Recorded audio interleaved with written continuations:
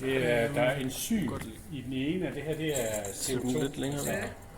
Og så skal vi se omdannelseshastigheden. Og hvor hurtigt vi kan få CO2 opløst i vand. Du vender den på hovedet. Så kæft, man. Nå.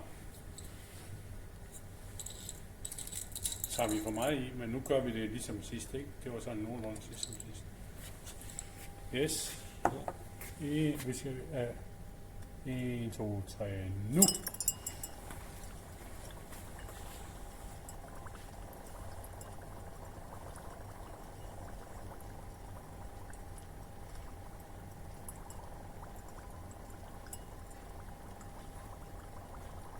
Kan du se, at med enzymet går det meget hurtigere?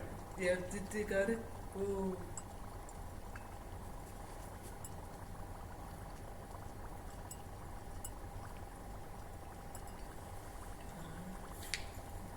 Vi har en.